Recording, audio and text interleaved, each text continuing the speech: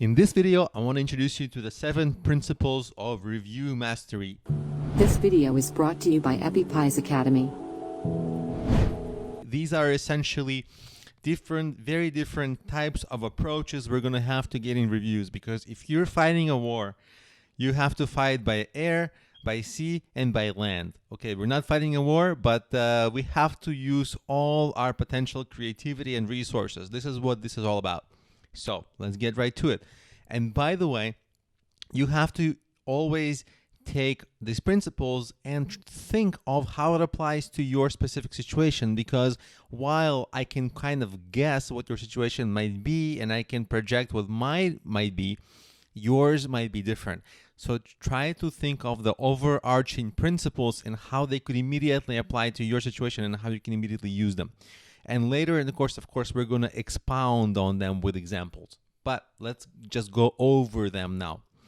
So the first is inevitably the quality of your work. If your quality of your work is not industry competitive, if it's below par in the industry, you're going to get bad reviews, and that is just, we can't avoid that. So you always have to spend a lot of your effort that you would be spending getting reviews should actually be spent on your own quality of work. Maybe learning how to improve your craft, because improving your craft is the long-term number one strategy to get reviews. It's the best.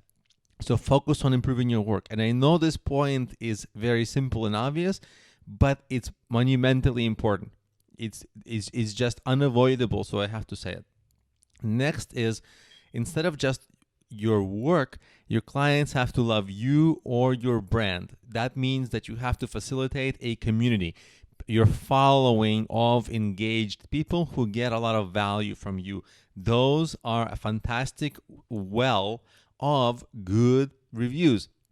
And creating a community is really a part of it. Is every time you launch something, you can ask them to buy it and to review it, and this group is the number one, other than your immediate friends and family. This is the number one group that will help you with good reviews. So the bigger your audience is, they won't just buy. They'll also leave you nice reviews, and they'll impact positively everything you're doing. So there's also going to be strategies for bad review prevention. For example, getting people to, instead of leaving bad reviews, to email you for support or to email you with questions, and that can prevent the bad reviews. So turning angry customers into customers who get immediate help from you and become actual super fans, and getting 5-star review from them instead of a 1-star review from them. And that's a fantastic, amazing turnaround, because you're getting rid of the worst reviews and turning them into 5-star reviews with your customer support. We're going to talk about that. Then there's the ask.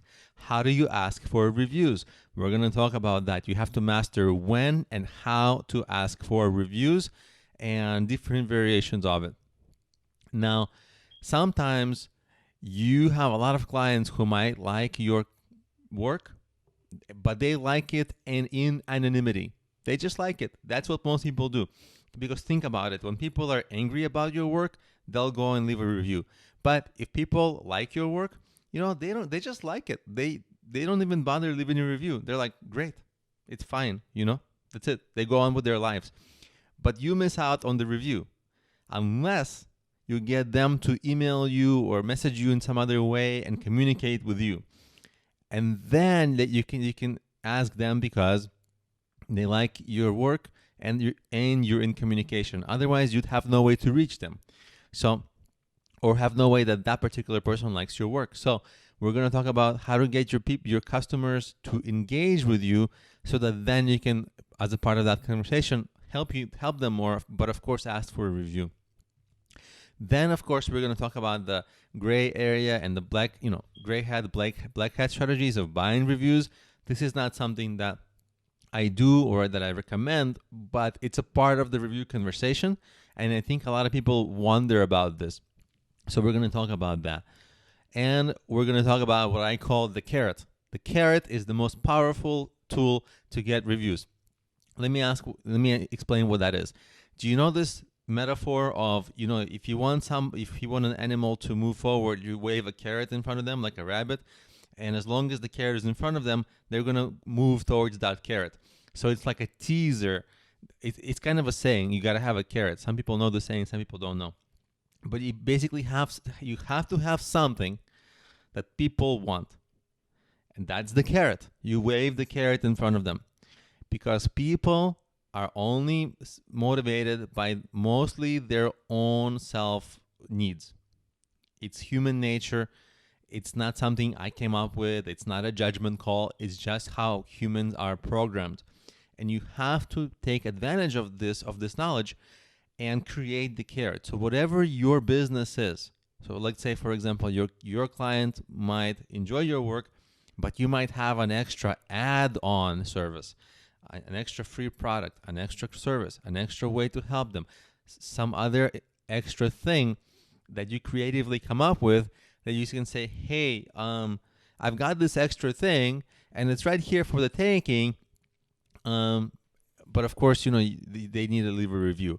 And you can position that, of course, a lot of times you can't incentivize reviews, but a lot of times you can do it without incentivizing the review by still having the carrot. And the carrot is going to make like 80 or 90% of the entire difference here, because people do not care about your reviews. Okay? They care about what's in it for them. Reviews are what's in it for you. The carrot is what's in it for them. So the carrot is the way to bridge the gap so that they can help you what's in it for them by getting more of what's in it for. Sorry, the carrot is more of a tool for them to help you what's in it for you, the reviews, by giving them more of what's in it for them, which is the carrot that you came up with. So these are the 7 principles, and you'll see them repeating and going in and out of the course, and you'll see different manifestations of them in examples.